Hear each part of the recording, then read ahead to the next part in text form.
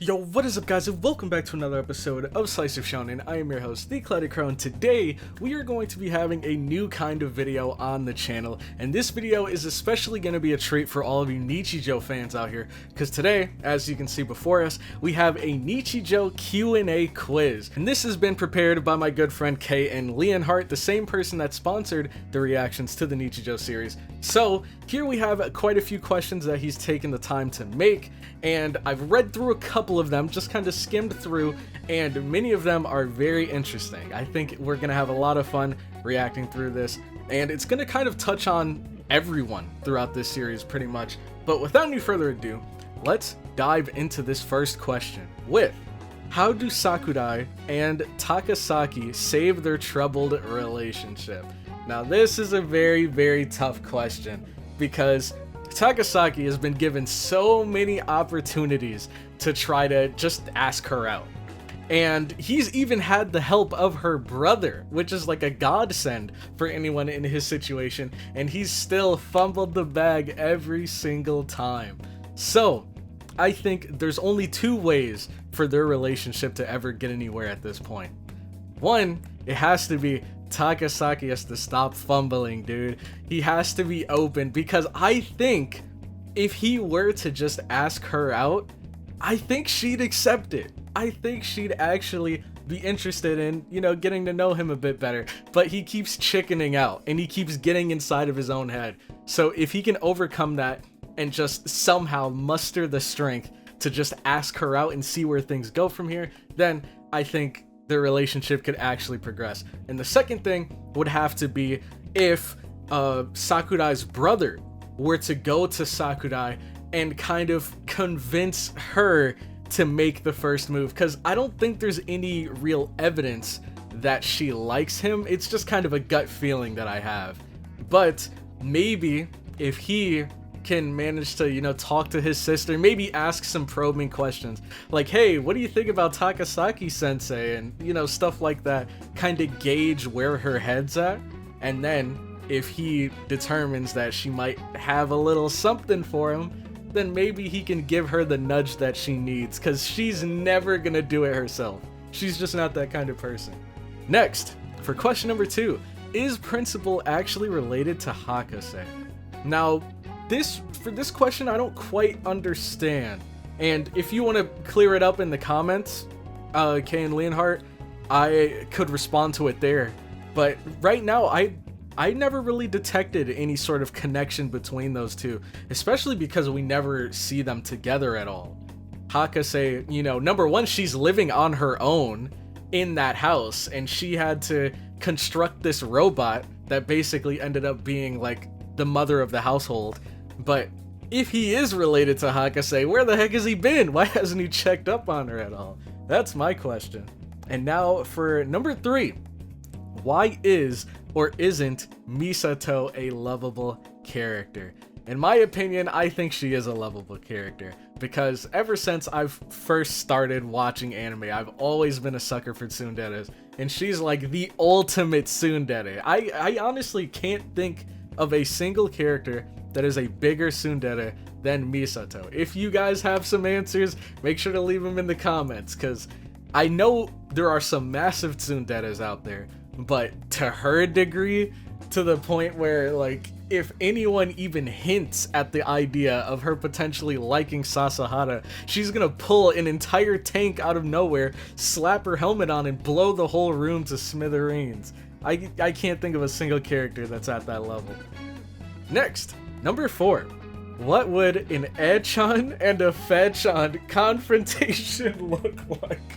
Dude, it's so funny because Echan is like the ultimate reactionary character, and Fechan is one of the most chaotic characters in this series, so I feel like they're just going to constantly trigger each other. Fechan's gonna say something ridiculous, Echan's gonna react the way she normally does, and then Fechan is gonna feed off of her wild reactions and continue saying more chaotic things, and Echan's gonna continue reacting, and it's just gonna keep ramping up, and someone's gonna have to come in there and physically separate them to stop them from triggering each other.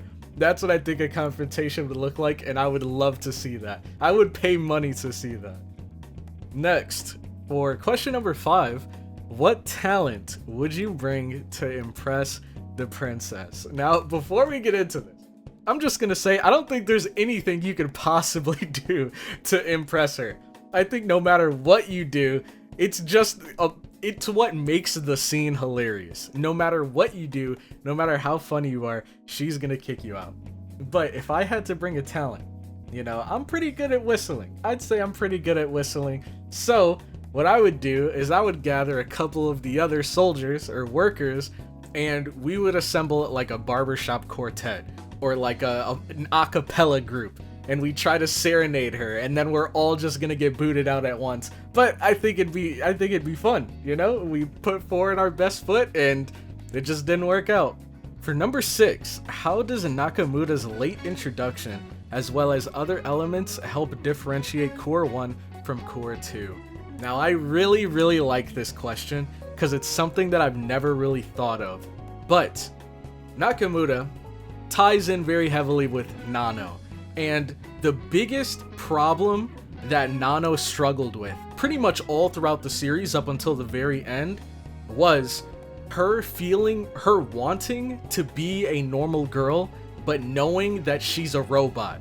And she's always kind of had this constant fear that if anybody found out that she was a robot, that they would treat her differently and they wouldn't treat her like a normal girl. That's why she's always been self-conscious about that like crank on her back, and she's always tried to act normal and tried to hide any evidence of her being a robot. But where Nakamura comes into this and where she makes this very interesting is this entire time, I'm sure all of us, while following Nano, have kind of been like, you need to get out of your own head, like you're overthinking things, no one's gonna treat you differently. And then Nakamura comes in Core 2, and she's actually treating her differently. Once she finds out that Nano's a robot, she starts scheming and plotting and trying to get a hold of Nano so she can figure out how the heck this is possible, how someone was able to make such a complex robot.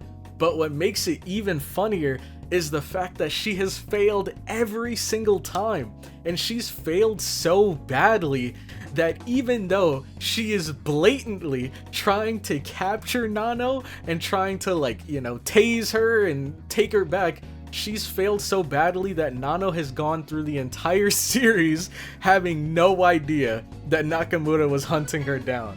So I think that's the big difference between Core 1 and Core 2. In Core 1, it's just kind of Nano being stuck in her own head, and then in Core 2, there's a character that's actually proving that what Nano was saying is true, but they're failing so terribly that Nano never gets the opportunity to realize that she was right. And that actually helps her in the end to accept herself as a robot, I think. So that was hilarious. Number 7. How will the Sakurai children influence each other's growth? Now, this one's a little interesting. I don't know if the older sister will influence the brother's growth much going forward. I think instead, she's had a big influence in how he's become the person he is today, because she comes off to me as someone that's, you know, very motherly, very kind, very, you know, worrying, very overprotective. And now that he's older, he's kind of at the phase in his life where he wants privacy, he wants to be left alone, he wants to keep her from, you know, watching over his back 24/7 and making sure that he does everything right, that he's never doing anything he's not supposed to do. And he's feeling a little rebellious. So I think she's influenced him into becoming the rebellious person that he is today. And I think he might influence her growth, if we tie this back to the first question, by, you know, giving her that shove, that nudge that she needs to make a move and get with Takasaki, because, you know, she's older, and it doesn't seem like she has any, I guess, interest in looking for a significant other, but there's a guy out there that very much likes her, and, you know, if he can give her the nudge that she needs to make a move, then who knows, she might end up really being happy with Takasaki. But she'd never find that out on her own, because I don't think she's the kind of person to go out of her way to do something like that. Next, number 8. Will Vice Principal find a meaning in his life, or is he already living? I think he will someday. I think he will. He's been going through it for the past couple of episodes, but I think the way it's going to work out, I don't know if the Nichijou manga continues far past this, or if it already happened in the manga, but I think it's going to be a rough, treacherous journey.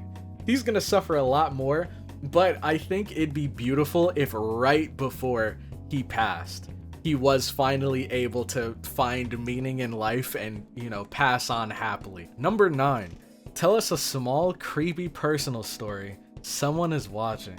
Oh my gosh. A small, creepy personal story. I guess I kind of have one. It was creepy to me back when it happened, but now that I'm older, I kind of see things differently. So I'll explain it.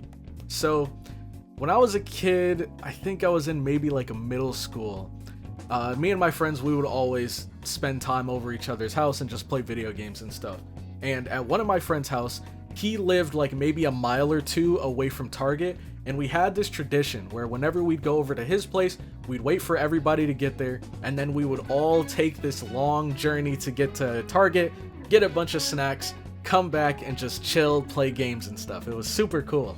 And one day, when we were walking over to the Target, there was a man that had a moving truck outside of his house. And he was like, it looked like he was moving furniture. It was like small boxes out into the moving truck.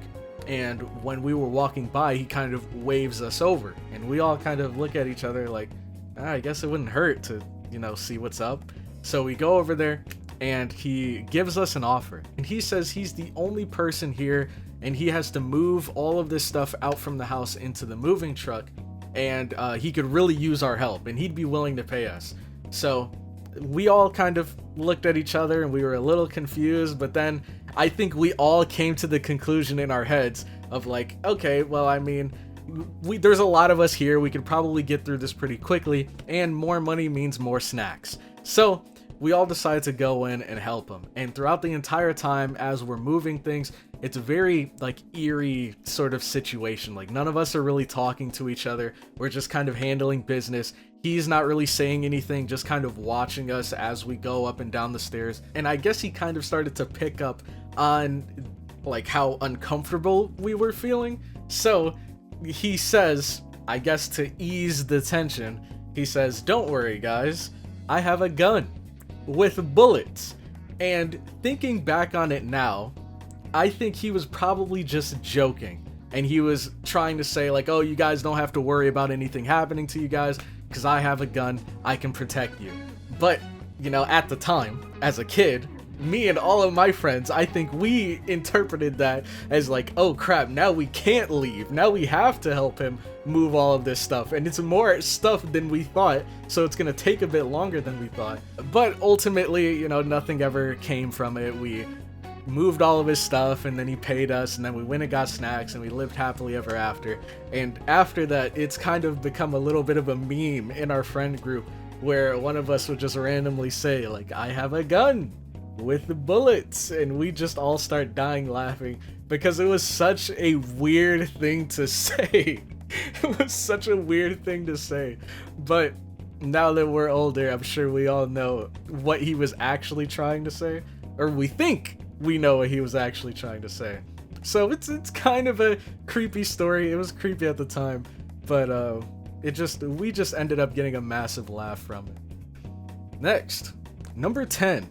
If you were going to make a Go and soccer competing club, what favorite sport or tabletop game would you combine? Now, this is one of the questions that I did notice when I was skimming through, and I thought beforehand. I thought long and hard, and I think the coolest tabletop game and sport to combine together, hear me out, let me cook real quick, it's tennis and Connect 4. And this is the way that it's gonna work. You're gonna have the tennis court. You're gonna have the players on each side of the tennis court. And then at the end of one tennis court, you're gonna have a giant Connect 4 board. And the way that it's gonna work is the person, so you have your two people here, and you have the big board behind this guy right here.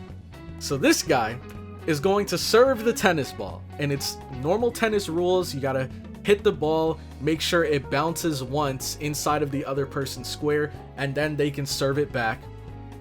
And right after you serve the ball, you have to drop down and lay like flat, prone on the ground.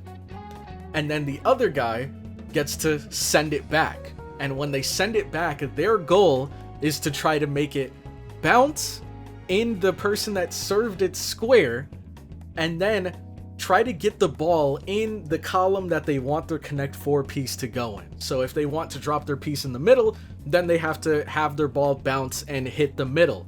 If they miss and hit the one next to it, then their piece has to go there. If they miss terribly and have to go all the way to the side, then their piece unfortunately has to go there. And the thing that I think will make it interesting is the person serving it in the beginning can serve it any direction that they want. So they could serve it all the way to the left, and then the person can run over there and try to hit it. But since it's all the way to the left, it might be difficult for them to precisely send it where they want it to. So it would make for a great situation where someone might be close to Connect 4 and they just can't get that final piece to make the Connect 4 because they keep missing. Or maybe it's the other person's turn and they're trying to stop a Connect 4, but they just can't manage to land in that right column, so they just completely end up screwing up and missing and giving the other person the win. So it kind of combines not only the strategy of Connect 4, but also the like precision that you need with tennis. I think that'd be really cool. It sounds a bit confusing saying it out loud, but if you were to see it, I think it would make more sense. Number 11. What was the best thing about the love triangle arc? I'm guessing this is referring to Sasahara, Misato, and Mio. And I think the best thing to come from that love triangle arc was the conclusion. 100%. That was one of the best moments in all of Nichijou, and it wasn't even like a comedy-filled moment. I'd say that Nichijou is my favorite comedy, but the best moment in all of Nichijou didn't even have comedy in it. There was kind of a little bit of comedy, and what I'm referring to is the end when Mio was walking past that table and you see Yuuko, Mai, and Nano all with the masks on, and they have her do the raffle, and she ends up winning, and it's like a friendship coupon, and it was signed by all of them. I thought that was one of the most beautiful, heartwarming moments, and you could see just how powerful it was, because Mio was like crushed before that after seeing Sasahara and Misato walk down the hallway hand in hand. She thought that she lost and she had pretty much given up, but then when she saw that, you know, she had some ride or die friends by her side that were gonna stick by her no matter what and support her no matter what, that was just such a cool feeling, because the fact that they cared so much about Mio that they would construct this whole raffle thing and go so far out of their way to help her feel better, it was a really cool feeling. So I think that was the best thing to come from the love triangle arc. What is the best fate for Sakamoto? This is tough, man. I think Sakamoto's doomed, man. I think no matter where he goes, he's doomed. His only two options are really to go back with, what was her name? Nakamura? Yeah, to go back with Nakamura, or to stay with Hakase and Nano. And I think it'd be best if he stayed with Hakase and Nano, just because they both obviously care for him. They treat him like trash sometimes. I said this once, I'll say it a million more times. Sakamoto does not get paid enough to stay in that household and deal with those two every single day. But it just feels like a very dysfunctional family, but still a family. Alright, number 13. Try to explain the logistics and or the economics of Hakase's laboratory operation. This is very interesting, because I don't think it's ever explained. You have like so little to go off of. Hakase is this little girl that's incredibly intelligent. She's designed her own robots, and she was even able to like completely baffle an actual scientist, being Nakamura sensei, and yet we don't ever see her, you know, selling inventions. We don't ever see anyone acknowledging how intelligent she is. So it kind of makes you wonder, how does she afford to get a hold of all of this technology? Maybe it's just like a bunch of random like junk, like screws and cogs and stuff, and she just manages to make really cool stuff out of this junk, so it's not very costly. But you know, I think she could easily make a bag if she were to grow up and like start selling her inventions. I think she would be wildly successful. Next, 14. Is Nano's key essential? Yes and no. I'd say all the way up until the end, Nano's key wasn't essential at all. Well, you know what? Actually, I take that back. I will say it's essential in the sense of it helped her to accept herself in the end. That'll be my answer. I think her key was essential because it's helped her to accept who she really was in the end. Even though because she's been trying to get rid of this key the entire time, and once she realized that, you know, people are gonna love her whether she has the key or not, then she started to realize, like, maybe I don't have to get rid of it. But before, I was gonna say the reason why it's really essential is because it didn't really do anything practically before the ending, but then once Hakase added that upgrade that made it spin whenever she was genuinely happy, now it's 100% essential. She needs to keep it. It's too adorable. Alright, next, number 15, explain Mai. Now this is the hardest question out of all of the ones we've gotten so far, because you just can't. You can't explain Mai. Her mind exists on a plane that's beyond all of ours. We can't ever possibly hope to understand the way her mind works, and I feel like philosophers for many, many years to come are going to be debating and struggling to understand how her brain actually works. Everything with Mai ends up working out somehow, some way. No matter how ridiculous the situation gets, Mai always comes out the winner. She always comes out the winner, and nobody can understand why. That's the best part about Mai. Even when when Mio, Yuuko, and Mai were out fishing by the lake, and like Mio was making the rice, and that just ended up being a massive disaster, Mai came out of there a winner. The other two were starving, they had nothing to do. Mai prepared, and she was good to go. So that's why I feel like you just can't help but love Mai. Next, number 16. Can you justify Mio as the main protagonist of Nichijou? I would say yes, because the ending solidifies the fact that she is the protagonist.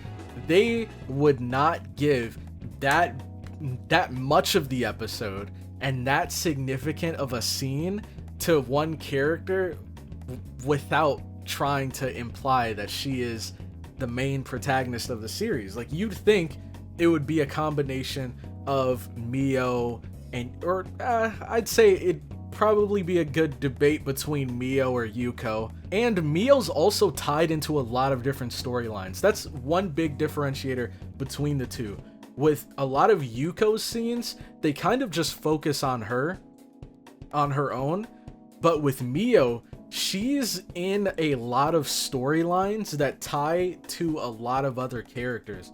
So one good example would be the whole like blimp situation with the princess and the wooden cubes. Like, these are completely random characters that have nothing to do with any characters except for Mio. And Mio ties heavily into their storyline because these cubes are supposed to be these ancient weapons of destruction, and she's just casually wearing them in her hair. Another good example would be the love triangle arc with Sasahara and Misato.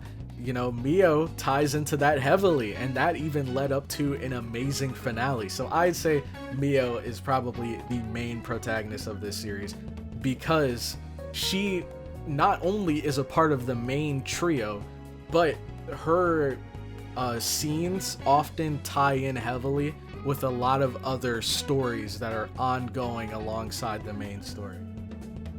How does the combination of Yuuko being cursed with bad luck and having such blatant ignorance balance her good traits. Now, it's funny, because throughout my entire reaction, I've said numerous times that Yuuko is the worst possible friend that you could ask. But I think she's also kind of a paradox, because she's also in some ways the best friend that you could ask for. She's terrible at following instructions. She's always like trying to get under Mio's skin. She's always screwing things up, but she's a ride or die friend. I don't think anybody can refuse that or can deny that. She is a ride or die friend, and if she sees that Mio is genuinely hurt or genuinely in trouble, she's gonna do whatever she can to make things better, even if it comes at the expense of herself. So the reason I think this is so important is because even though Yuuko has terrible bad luck, it seems like she's always more focused on other people's, I guess, suffering, if that makes any more sense. We're nearing the end here. There's 23, and we are now at number 18. Is Nichijou a better comedy or a better drama? I think this one's a little bit simpler, because I think the obvious answer is a comedy. And the reason I say that is because although there are some great drama moments, I feel like every single scene has a little bit of comedy sprinkled into it. Even if we were talking about the big dramatic scene at the end with Mio being heartbroken, there's actually 2 points where they sprinkle in comedy. One, at the very, very end when they have the raffle, because everyone has those like ridiculous masks on their head. I think they're like, I don't know, like dongos or something like that. And all 3 of them are trying to pretend like they're just random people. And oh, Mio, you just so happened to stumble into our raffle. Yet there are numerous times where they almost gave off their identity. So they just screwed up terribly there, even though it was such a serious moment. And the other moment that comes to mind is right after Mio witnesses Misato and Sasahara walking down the halls holding hands. She starts sprinting out of the school, running at full speed, and you start feeling bad, like, ah, dang, man, we know how much she likes Sasahara, so to see him with another girl, like, of course we're gonna feel bad for Mio. And then we see her just launch into a full sprint, jump, grab onto a pole, and just start spinning like a pinwheel. She's like running at full speed, helping an old lady across the street while bawling her eyes out. She jumps into the water, starts swimming, and saves a kid from drowning while she's bawling her eyes out. And it's just all of these random things happening because she's so heartbroken over the situation that she just witnessed. So that's why I'd say it's a better comedy than a drama, and why it's one of my favorite comedies. How is the art of established character meetings so interesting? Now, I love this question right here, because I feel like I have a really good answer. The reason why Nichijou is so good at establishing character meetings is because when the series first starts off, you have like numerous storylines going on. You have the Go and Soccer little mini storyline. We have the storyline with the 3 girls, Mio, Mai, and Yuuko. We have the storyline with the Hakase household.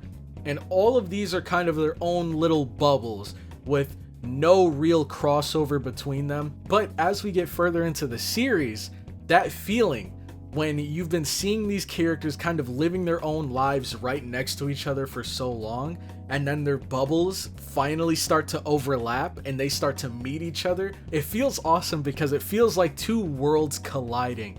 Like each of these characters in Nichijou have their own quirks, their own gimmicks, and while they were in those bubbles, you got to see how those quirks balanced with the people that they were very close to. Like Hakase and Nano are kind of complete opposites. Hakase, she's very spoiled, very selfish. She's the kind of person who is going to be unrelenting until she gets her way. Meanwhile, Nano, she's very motherly, very caring, and she's kind of a pushover. So you have this obvious sort of duality between those two, and you get to see how they interact with each other. But then you have Yuuko come into the mix, and you get to see how Yuuko's crazy, chaotic personality meshes with the other two, and seeing these worlds collide is such a amazing feeling because it helps you see the characters in a new light. One good example, if you guys have ever seen, Nickelodeon when you were a kid, there were two big cartoons when I was a kid watching in like the 2000s. And the shows were Jimmy Neutron and Fairly Odd Parents. And these two shows were massive, and they were both kind of dominating Nickelodeon alongside SpongeBob and all of the others. But there was one episode where they took the main characters from both of those shows and added them into like a crossover little like hour-length film called Jimmy Timmy Power Hour, where we got to see Jimmy go into Timmy's world and Timmy go into Jimmy's world, and seeing these worlds collide made it one of the best crossover episodes that I'm sure many of us have ever seen, and we kind of get that same feeling here with Nichijou, I think. Next, episode 20. Considering everything, what is the definitive Nichijou scene? Now, the way I'm interpreting this is if there was someone that was thinking about watching Nichijou, or maybe they've heard about Nichijou, but they wanted me to give them like a clip to kind of incentivize them to actually dive into the series and give it a watch.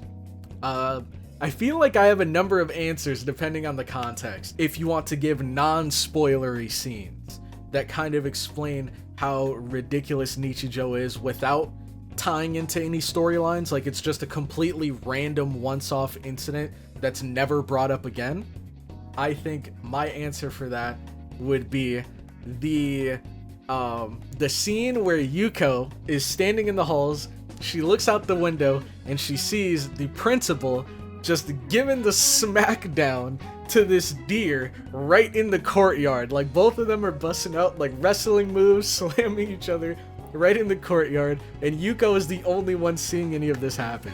I feel like that's a really good scene.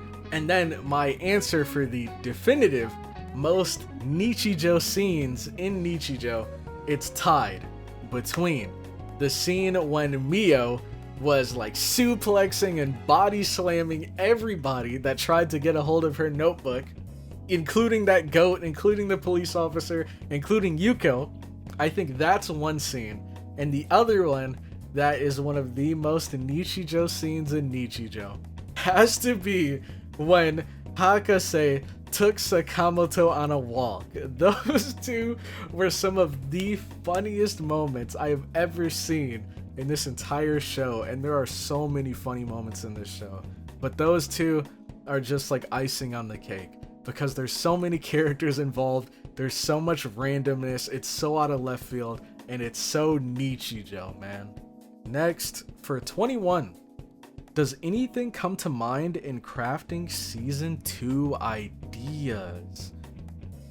Season 2 ideas. I think they definitely need to continue forward in the whole Nakamura, Nano, Sakamoto storyline, because we know that Sakamoto used to be Nakamura's cat, and then I guess he ran off or something, I don't remember exactly, and she's trying to look for him, and Nano's like, oh, I have a cat that fits that description, his name's Sakamoto, and then Nakamura says, wait, Sakamoto's a weird name, and so they're both talking about the same cat, but they have no idea that they're talking about the same cat. And I would love to see them continue that storyline further. And who knows, we might even get a moment where Nakamura might accept, like, okay, maybe Sakamoto's happier where he is right now, or something like that. On top of that, we have seen, I think it was Mai's cat. I think Mai is the one that has that white cat, right? I think it'd be cool if we got a little bit of a Sakamoto love story between the white cat and him. Maybe we could make some other scarf like his and give it to her, and we could actually hear their human voices talk to each other. That could be really cool. Bring the crow back, as we can see right here. That'd be really good. There's quite a few good season 2 ideas that I could think of. Alright, so now question number 22. This is the big one that I'm sure all of us have been waiting for. Who is the best girl and the best boy?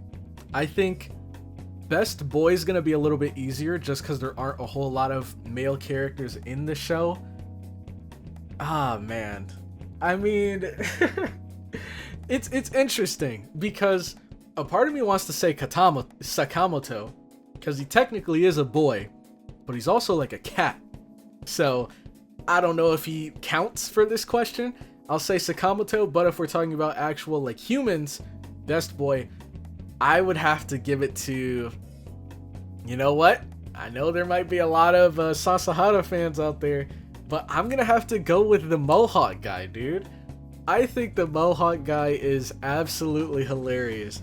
It's so funny because he comes off as a pretty chill guy, but he gets wrapped up in these super chaotic situations, and whenever he's involved in these chaotic situations, we get to see just how chaotic he really is. Like when he was talking to the guy that, I guess the priest at the temple, and he was trying to show how ridiculous the idea of ghosts and stuff were, and he just ended up proving that he was a complete lunatic. So that's just one good example. But that's why I would say he's best boy for me. And when it comes to best girl, this is going to be, I think, the area with the most contention. It's dude, it's so hard, man. There's two people I have in mind right now, and it's Yuuko or Hakase. It's both of those are the two that I have in mind, and I can't really put one over the other because Hakase, she's adorable, she's hilarious, and she is just so chaotic. She really makes some of the greatest moments in this entire series. But Yuuko is, like, I feel like out of everyone in the series, Yuuko is the character that I have rooted for the most, just because she struggled so much with having terrible luck, and so much of the series you're just sitting there thinking like, man, Yuuko is going through it, bro. What did she do in her past life to deserve this?